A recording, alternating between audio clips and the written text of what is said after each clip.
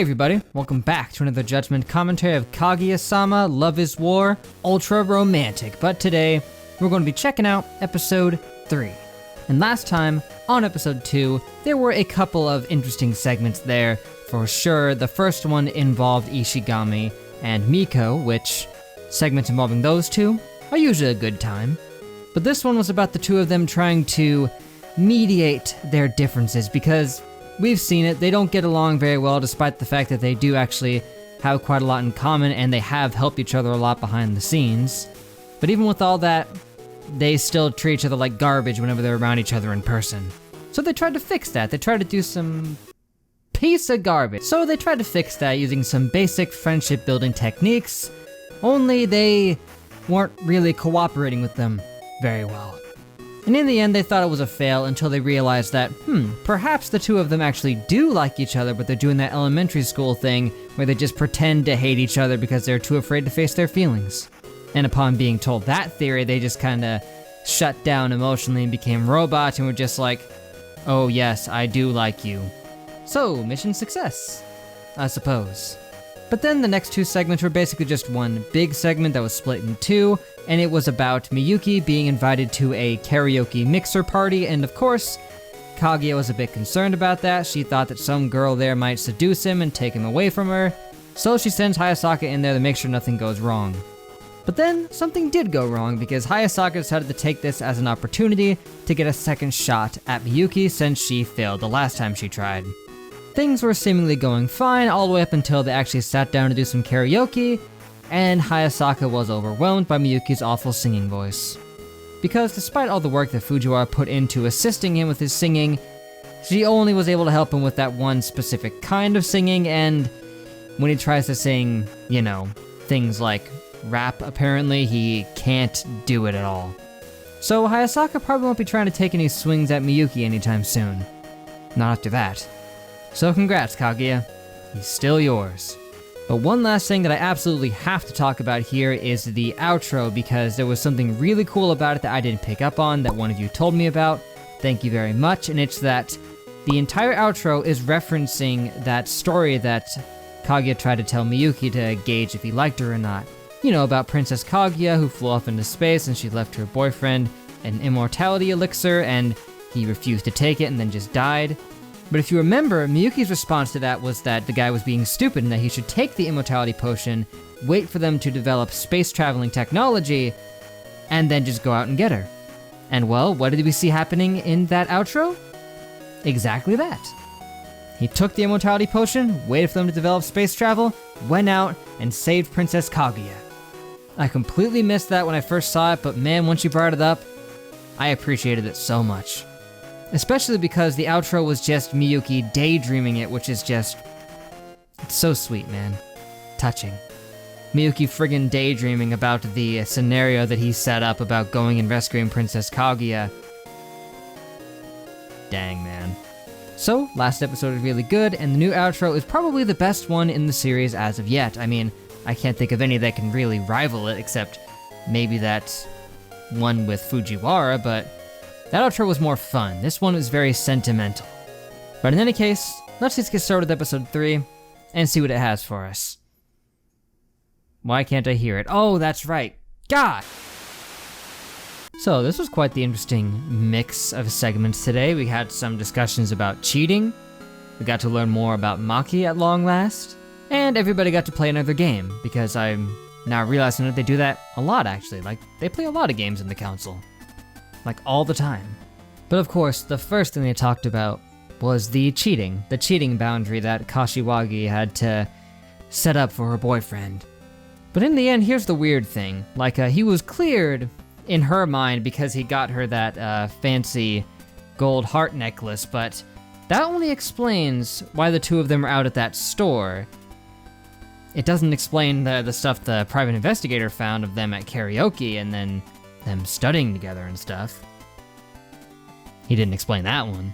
But in the end, Kashiwagi was technically right to feel threatened, not because of what her boyfriend was doing necessarily, but because Maki was intentionally trying to sabotage him.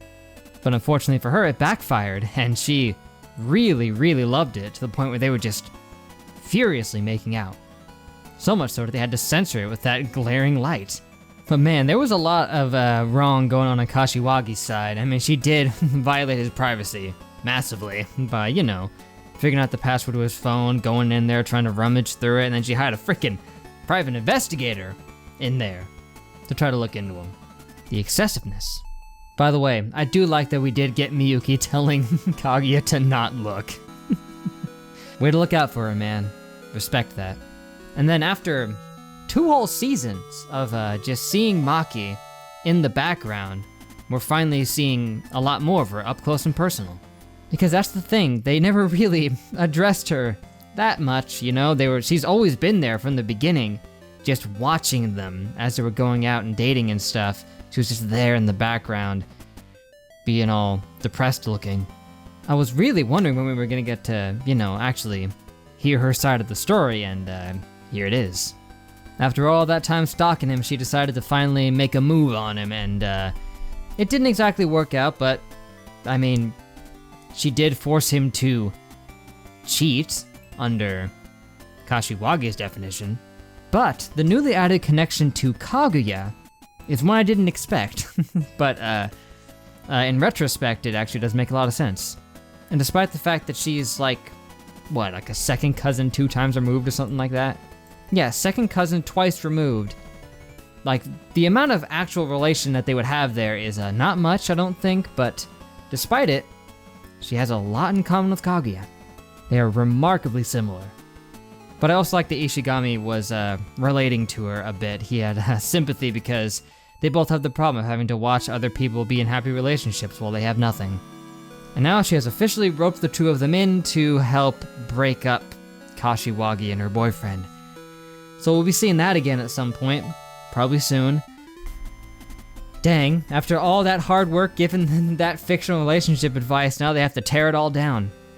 And then, lastly, they all played this mixer game, which was involving just, coins, where they ask a question, you flip it up heads or tails depending on your answer, and then you don't say who's who, you just see how many people said yes or no. Does seem like an interesting game.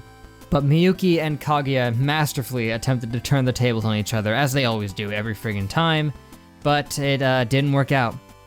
Almost had him in that last one, but apparently Kaguya was not the only one attempting to use the coin's gears to try to trip him up. So, long story short, this episode served to flesh out Kashiwagi's relationship as well as establish who Maki is, because she's always been there in the background and now we finally know who she is, and we know for sure now what she's after. And her being very similar to Kaguya is very fitting thematically. But sadly, despite the fact that we got an update on Kashiwagi's relationship, we don't really have much fictional relationship advice for me to overanalyze today. I mean, the only advice that she was seeking in the beginning was which one she should murder. And really the only point that I could harp on here is that if you feel like your significant other might be cheating on you, you feel like they're doing something that is, a bit unfaithful, you confront them. You tell them how you feel about that. She went too far with the whole private investigator thing and the looking through his phone, but, she had already been suspicious that something was going on between them. Just tell him how you feel about that. And that is basically what she ended up doing anyway. But no advice was given about that. That was a conclusion that she came to on her own, so, good enough. But anyway, I've been recording for a while. I had to deal with those technical problems in the beginning, and that really slowed me down, so, for now, I think that's gonna be it, guys, but thank you for watching. Make sure to leave a like and a comment if you enjoyed. Subscribe to be updated on more. That would be great. Next time, we check out episode 4. That one should be interesting as well. Don't know if we'll see Maki's plans come into effect right away. They usually do tend to deliver on that immediately, but we'll see. And hey, this episode did get some wholehearted chuckles out of me, so that's a win right there. But hey, that is about it. Sincerely hope you guys enjoyed. But until we meet again, I will see you guys later.